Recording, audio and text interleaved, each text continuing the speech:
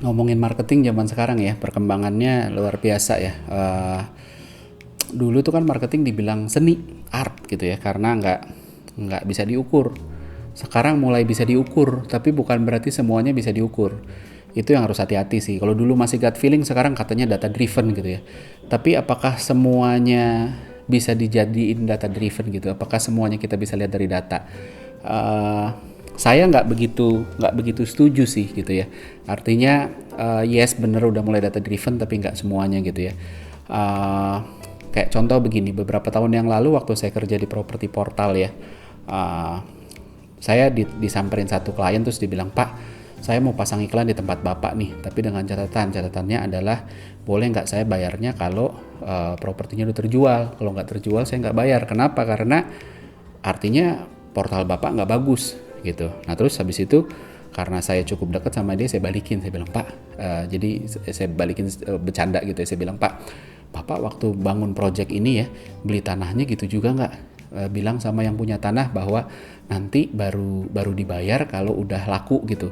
Terus arsiteknya gitu juga nggak? Terus yang jual semen juga gitu nggak?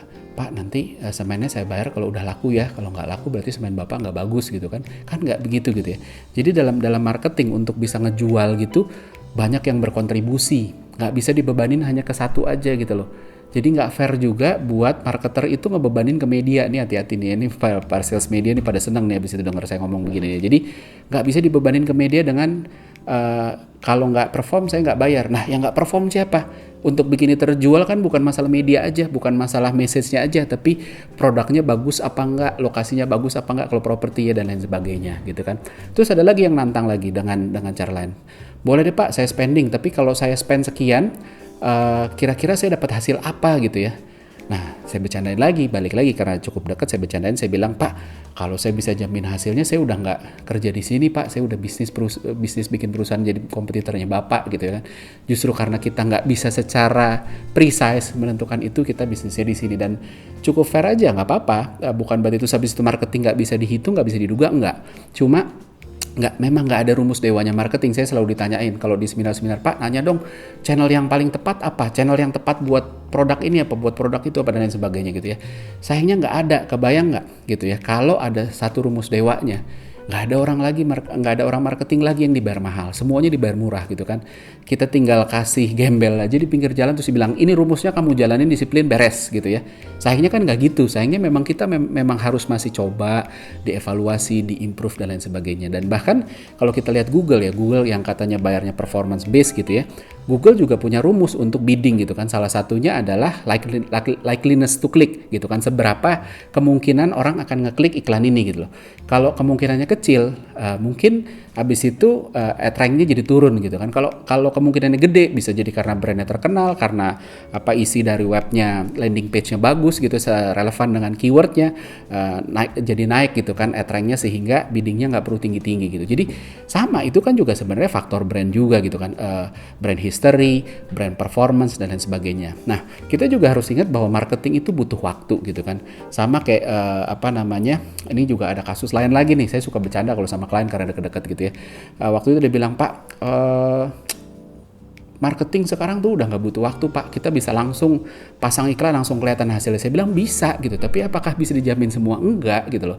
Ada yang memang needs-nya sudah dibangun sebelum-sebelumnya, begitu kita pasang iklan kok kena dia gitu ya, terus habis itu bisa. Tapi banyak juga yang enggak gitu kan, yang langsung convert sekarang pun juga bukan karena kita yang menanam sebelumnya gitu kan, yang nanam orang lain gitu kan, terus kita yang nuai gitu. Jadi memang nggak bisa, sama kayak cari istri gitu kan. Saya bercandain gitu, kalau waktu itu kita lagi ngobrol di mall gitu kan, di Lotte, terus habis itu saya bilang gini deh, coba deh kita lihat sekeliling ya, Bapak cari perempuan yang cakep gitu ya, yang menurut Bapak wah ini tipe istri yang menarik nih.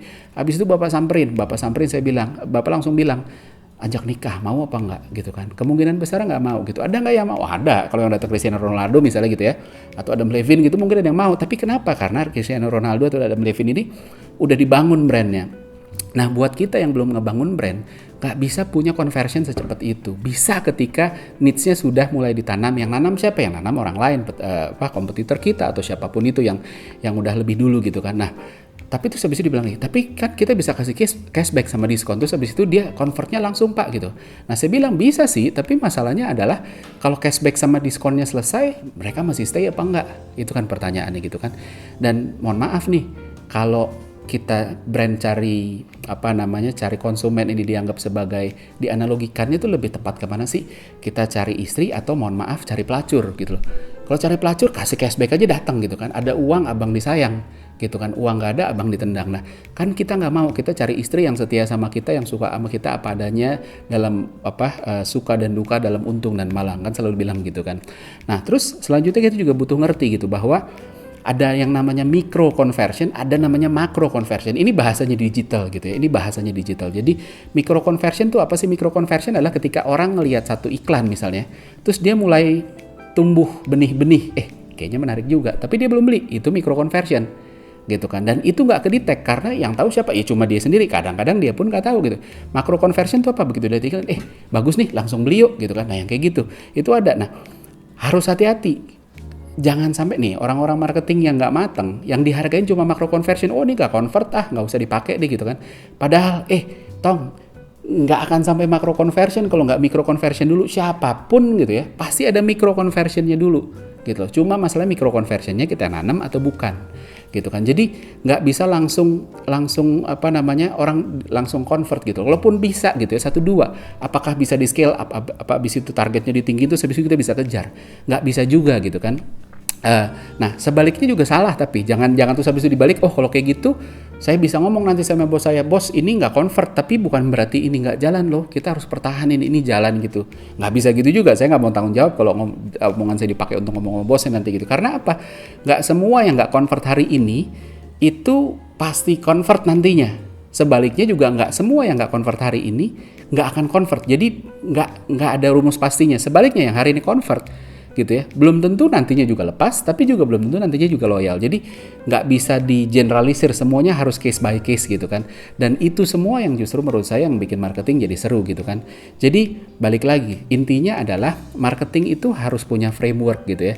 Dan frameworknya itu harus berpusat kepada konsumen gitu kan, berawal dari konsumen, gimana caranya kita ngerti konsumen ini, gimana sih path atau journey-nya untuk sampai pembelian, apa yang harus kita kasih, entah kasih iklan dulu atau sosial media dulu atau lain sebagainya. Karena kita ini kan sebenarnya ada di bisnis persuasi, bisnis apapun itu tentang persuasi. Jadi kalau kita nggak ngerti konsumen, jangan harap kita bisa jualan.